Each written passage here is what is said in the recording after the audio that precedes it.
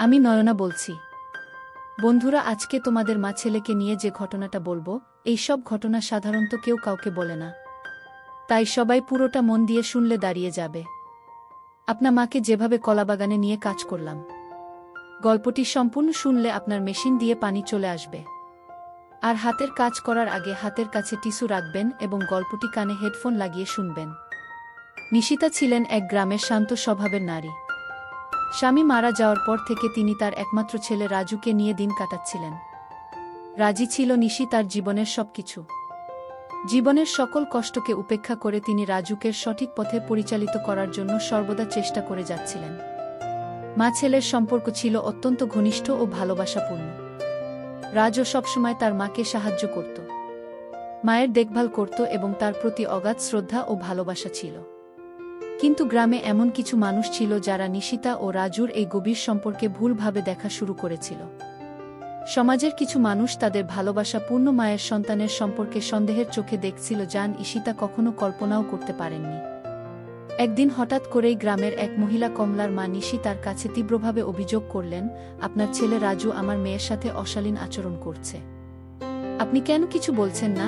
কমলার মা আরও বলেন, রাজু আমার মেয়েকে ভুল পথে নিয়ে যাচ্ছে। আপনি কিভাবে চুপ করে আছেন? নিশিতা এই অভিযোগ শুনে হতবাক হয়ে গেলেন। তিনি বিশ্বাস করতে পারছিলেন না যে তার ছেলে রাজু এমন কিছু করতে পারে। রাজু সর্বদাই এক স্বজন ছিল।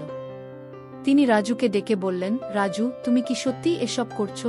রাজু মায়ের সামনে দাঁড়িয়ে কণ্ঠে বলল, না মা, আমি এমন কিছুই করিনি।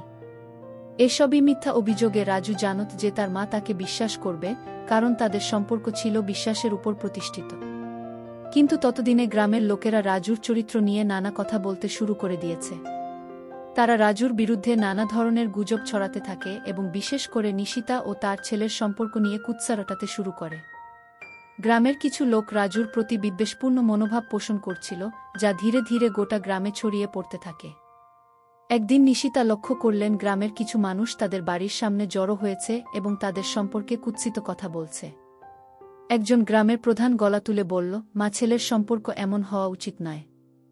এরা আমাদের গ্রামের পরিবেশ নষ্ট করছে। কি এই কথা শুনে নিশি তার মন ভেঙে গেল। তিনি জানতেন যে তার এবং রাজ্য সম্পর্ক কতটা পবিত্র, কতটা গভীর। কিন্তু গ্রামের মানুষজন তা বুঝতে চায়নি। গ্রামের লোকেরা সন্দেহ এবং অপবাদ দিতে শুরু করে। তারা বলতো, রাজু এখন যৌবনে পা রেখেছে এবং মা ছেলের সম্পর্ক আর স্বাভাবিক নেই। গুজবের আগুনে গ্রামের লোকেরা তাদের বিরুদ্ধে বিদ্বেষপূর্ণ কথাবার্তা ছড়াতে থাকে। পরিস্থিতি এতটাই খারাপ হয়ে যায় যে গ্রামের প্রধান ও অন্যান্যরা সিদ্ধান্ত নিল নিশিতা ও রাজুকে গ্রাম থেকে বের করে দিতে হবে। নিশিতা গ্রামে প্রভাবশালী কাউকে খুঁজে বের করলেন এবং তার কাছে গিয়ে বললেন, আপনারা আমাদের ভুল বুঝছেন। আমাদের সম্পর্ক সম্পূর্ণ পবিত্র এবং স্বাভাবিক। আমি একজন মা আর রাজু আমার সন্তান। আমাদের সম্পর্ক অন্য যে কোনো মাছের মতোই। দয়া করে আমাদের প্রতি এমন অপবাদ দেবেন না। কি? কিন্তু গ্রামের মানুষ তাকে বিশ্বাস করতে চাইলেন না। বরং তারা বলতে লাগল, এরা যদি গ্রাম ছেড়ে চলে না যায় তাহলে গ্রামে অশান্তি বাড়বে। গ্রামবাসীর চাপ দিন দিন বাড়তে থাকল এবং ঈশিতা অনুভব করলেন যে তিনি ও রাজু আরে গ্রামে থাকতে পারবেন না। অবশেষে গ্রামের মানুষের অত্যাচার থেকে বাঁচার জন্য নিশিতা এবং রাজু গ্রাম ছেড়ে অন্য কোথাও চলে যাওয়ার সিদ্ধান্ত নিলেন। তারা যখন গ্রাম থেকে চলে যাচ্ছিল, নিশিতার চোখে ছিল অস্ত্র, কিন্তু তিনি জানতেন যে তার ও রাজু সম্পর্ক পবিত্র এবং সৎ। সমাজের কুৎসা এবং অপবাদের থেকে দূরে সরে গিয়ে তারা নতুন জীবন শুরু করার সিদ্ধান্ত নিলেন। মায়ের ভালোবাসা আর আত্মত্যাগের গল্পটি সমাজের রটনার মাঝে হারিয়ে গেল। কিন্তু নিশি তার মনের শান্তি এবং রাজু প্রতি তার মমতা কখনো নষ্ট হল না। নিশিতা ও রাজু গ্রাম ছেড়ে যাওয়ার পর তারা শহরের এক কোণায় একটি ছোট বাড়ি খুঁজে পেল। শহরে তারা নতুন জীবন শুরু করার চেষ্টা করছিল। নিশিতা নিজের পায়ে দাঁড়ানোর জন্য সেলাইয়ের কাজ করতে শুরু করলেন, আর রাজু পড়াশোনার পাশাপাশি একটি পার্ট টাইম চাকরি নিয়ে। ধীরে ধীরে তারা গ্রামের তিক্ত স্মৃতি ভুলে নিজেদের জীবনে শান্তি খুঁজে নিচ্ছিল। কিন্তু রাজুর মনে কিছুটা চাপা কষ্ট ছিল। গ্রামের মানুষের কথা এবং তাদের সন্দেহ তাকে ভীষণ আঘাত করেছিল। সে অনেক সময় মায়ের চোখে জল দেখত, যদিও নিশিতা সেটা কখনো প্রকাশ করতেন না। মা এবং ছেলে একে অপরের শক্তি হয়ে উঠেছিল, কিন্তু গ্রামের কুৎসা তাদের মনকে মাঝে মাঝে ভারাক্রান্ত করে তুলত। একদিন রাজুর জীবনে নতুন আলো দেখা দিল। সে শহরের কলেজে পড়াশোনায় খুব ভালো করেছিল এবং তার শিক্ষকেরা তার মেধার প্রশংসা করতে লাগল। রাজু তার মায়ের স্বপ্ন পূরণ। রাজু শহরের কলেজে পড়াশোনা চালিয়ে যেতে লাগল। আর তার মেধা এবং অধ্যবসায়ের কারণে শিক্ষক এবং সহপাঠীদের মধ্যে সে দ্রুত জনপ্রিয় হয়ে ওঠে। সে বিভিন্ন প্রতিযোগিতায় অংশগ্রহণ করত এবং তার সাফল্যের গল্প চারদিকে ছড়িয়ে পড়তে লাগল। নিশি তার জন্য এটি ছিল এক অনন্য গর্বের মুহূর্ত। তার ত্যাগ আর কঠোর পরিশ্রমের ফল সে দেখতে পাচ্ছিল তার ছেলের সাফল্যের মাধ্যমে। কিন্তু মনের মধ্যে গ্রামের তিক্ত অভিজ্ঞতা মাঝে মাঝে ভেসে উঠত। নিশিতা সব সময় ভাবতেন গ্রামের মানুষের অপবাদ তাদের জীবন থেকে কি কখনো মুছবে, তবে তিনি জানতেন রাজু নিজের পথে এগিয়ে যাচ্ছে এবং এর মধ্যেই তাদের সার্থকতা রয়েছে। একদিন কলেজ থেকে ফেরার সময় রাজু খবর নিয়ে এল যে সে একটি বড় বৃত্তি পেয়েছে যা তাকে বিদেশে পড়াশোনা করতে সাহায্য করবে। এটি তাদের জীবনে এক নতুন অধ্যায়ের সূচনা হতে যাচ্ছিল। রাজু মায়ের সামনে দাঁড়িয়ে বলল, মা, তোমার আশীর্বাদে আজ আমি এতদূর পৌঁছেছি। তুমি না থাকলে আমি এটা কখনো পারতাম না গিয়ে। নিশিতা গর্বের সাথে ছেলেকে বললেন, তুই আমার জীবনের আসল সাফল্য। তুই যখন ভালো থাকিস তখন আমার সব কষ্ট দূর হয়ে যায়। ও রাজু বিদেশে যাওয়ার প্রস্তুতি নিতে শুরু কর, কিন্তু তার মাকে একা রেখে যাওয়ার বিষয়ে সে খুবই চিন্তিত ছিল। নিশিতা তাকে আশ্বস্ত করে বললেন, তুই চিন্তা করিস না। তুই তো স্বপ্ন পূরণ কর, আমি ঠিক আছি। আমি জানি তুই আমাকে ছাড়বি না। তুই যেখানেই থাকিস সেখান থেকে আমার খবর নেবে, সেটাই যথেষ্ট। বিদেশ যাওয়ার আগে রাজু গ্রামে ফিরে যাওয়ার সিদ্ধান্ত নিল। সে গ্রামের প্রধানের সামনে দাঁড়িয়ে বলল, আপনারা যেভাবে আমার আর আমার মায়ের সম্পর্কে ভুল ধারণা ছড়িয়েছিলেন তা আমাদের জীবনকে অনেক কষ্ট দিয়েছে। কিন্তু আমি প্রমাণ করে দিয়েছি যে আমাদের সম্পর্ক ছিল পবিত্র, সৎ। আজ আমি এমন জায়গায় পৌঁছেছি যেখানে আপনাদের অপবাদ আর কোনো গুরুত্ব রাখে না। আগে গ্রামের কিছু লোক লজ্জিত হয়ে পড়ল। কেউ কেউ ক্ষমা চাইল আর অনেকেই রাজু সাফল্যে মুগ্ধ হয়ে গেল। তারা বুঝতে পারল তাদের ভুল ধারণার জন্য নিশিতা ও রাজুকে অনেক কষ্ট সহ্য করতে হয়েছে। রাজু গ্রাম ছেড়ে বিদেশে পাড়ি জমা। সেখান থেকে সে নিয়মিত মায়ের সাথে যোগাযোগ রাখত, তাকে খোঁজখবর দিত এবং প্রতিটি সাফল্যের খবর ভাগ করত। বিদেশে পড়াশোনার পাশাপাশি সে বড় চাকরির প্রস্তাবও পেতে লাগল। রাজু ধীরে ধীরে নিজের মায়ের সব স্বপ্ন পূরণ করতে সক্ষম হল। অবশেষে রাজু বিদেশ থেকে ফিল এবং তার মায়ের জন্য শহরে একটি সুন্দর বাড়ি কিনা। নিশিতা গর্বের সাথে বললেন, তুই আমার জীবনের সবচেয়ে বড় অর্জন রাজু। সব প্রতিকূলতা পেরিয়ে আমাকে নতুন জীবনের আলো দেখিয়েছিল। মা ছেলের সম্পর্ক আগের মতোই মধুর ও গভীর ছিল। তাদের জীবনের সব কষ্ট অপবাদ মুছে গিয়ে এখন শুধু সুখের দিনই ছিল সামনে। তারা একসঙ্গে জীবনকে উপভোগ করছিল আর অতীতের সব তিক্ততা ভুলে তারা নতুনভাবে সুখের দিন কাটাচ্ছিল। রাজু বিদেশ থেকে ফিরে এসে তার মাকে শহরের একটি সুন্দর বাড়ি কিনে দিল, যা ছিল নিশিতার স্বপ্ন। নতুন বাড়িতে তারা শান্তি ও সুখের জীবনযাপন করতে লাগল। কিন্তু জীবনের পথে সবকিছু সব সময় মসৃণ থাকে না। রাজু ভালো চাকরির প্রস্তাব পেলেও নিজের মায়ের পাশে থেকে কাজ করার ইচ্ছা প্রকাশ করেছিল। সে চেয়েছিল যে তার মাকে সুখে রাখবে এবং অতীতের সব কষ্টের ক্ষতকে ধীরে ধীরে ভুলিয়ে দেবে। তবে তাদের জীবনের নতুন এক অধ্যায় শুরু হতে চলেছিল, যা অনেকটাই অপ্রত্যাশিত ছিল। একদিন রাজুর পুরনো বন্ধু অর্পণ হঠাৎই তাদের বাড়িতে এল। অর্পণ রাজুর ছেলেবেলার বন্ধু ছিল, কিন্তু রাজু যখন বিদেশে ছিল তখন তাদের যোগাযোগ হারিয়ে গিয়েছিল। অর্পণ শহরে একটি বড় ব্যবসা চালাচ্ছিল এবং তার সঙ্গে দেখা হতেই রাজুর পুরনো স্মৃতিগুলো জেগে উঠল। অর্পণ রাজুকে বলল, তুই এখন অনেক বড় হয়ে গেছিস। বিদেশের শিক্ষা আর বড় চাকরির প্রস্তাব সব কিছুই তো জীবনের এক বড় অংশ। কিন্তু তোর মায়ের কথা শুনে আমি খুবই গর্বিত। তুই তার জন্য যা করেছিস সেটা সত্যিই প্রশংসনীয় গো। অর্পণের আগমনের সঙ্গে সঙ্গে রাজুর জীবনে এক নতুন সম্ভাবনা তৈরি হল। অর্পণ রাজুকে তার ব্যবসায় সহযোগিতা করার প্রস্তাব দিল। রাজু দ্বিধাগ্রস্ত ছিল, কারণ সে চেয়েছিল তার মায়ের পাশে থাকাকালীন কিছু করতে। কিন্তু অর্পণের প্রস্তাব ছিল এমন কিছু যা তাকে নতুন এক উচ্চতায় নিয়ে যেতে পারত। নিশিতা এই সিদ্ধান্তের সময় রাজুর পাশে দাঁড়ালেন। তিনি বললেন, রাজু, তুই বড় কিছু করতে পারলে আমার মনে শান্তি আসবে। তুই চিন্তা করিস না, আমি এখানে ঠিক আছি। তোর সাফল্যই আমার জীবনের বড় পাওয়া।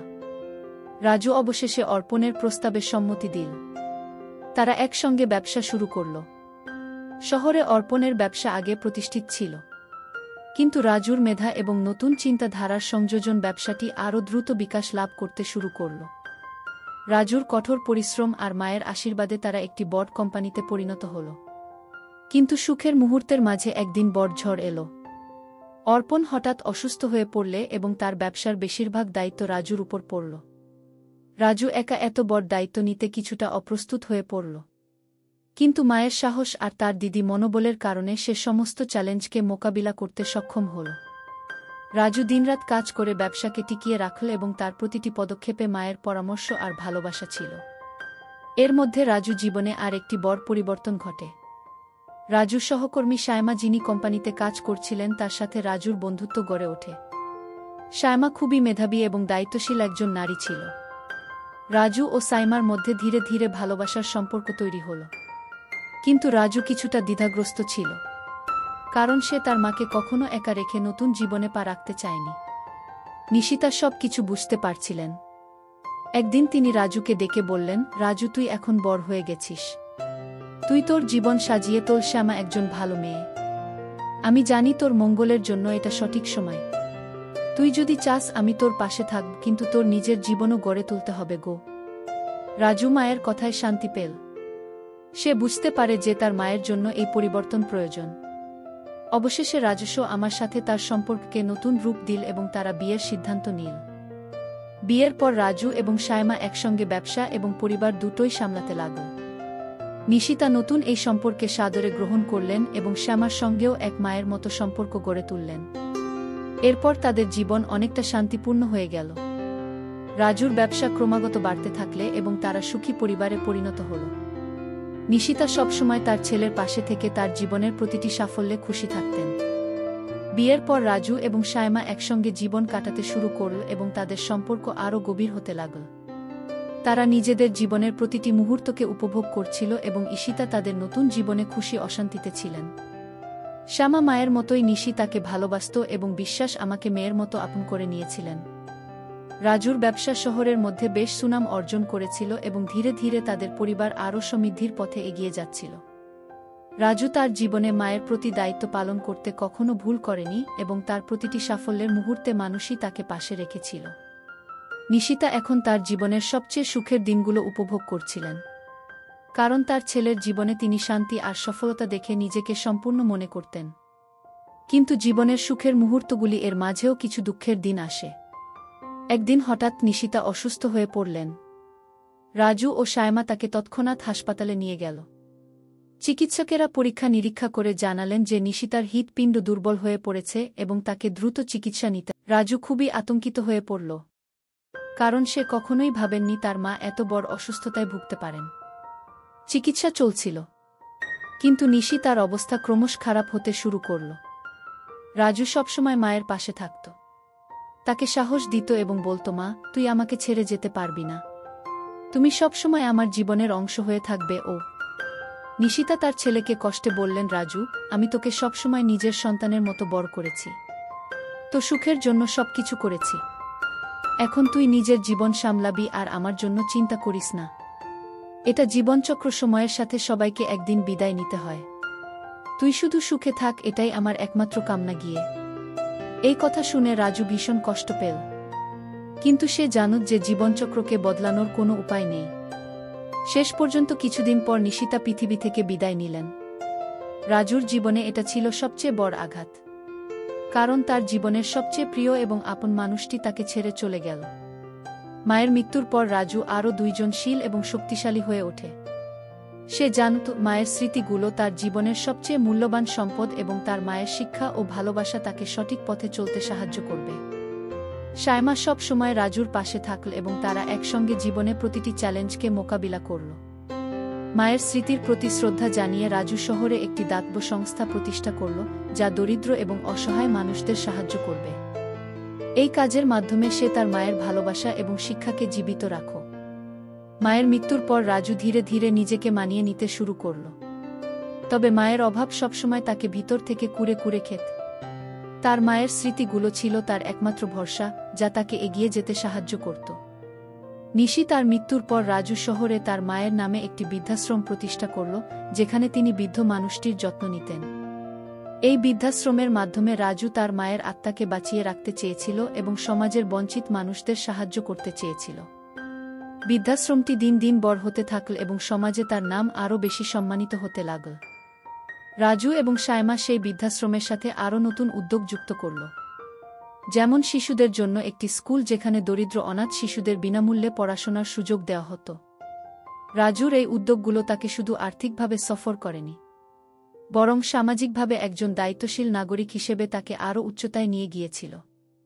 সায়মা রাজুর পাশে থেকে প্রতিটি পদক্ষেপে তাকে উৎসাহিত করত এবং তার পরিবারকে আরও শক্তিশালী করে তুলেছিল।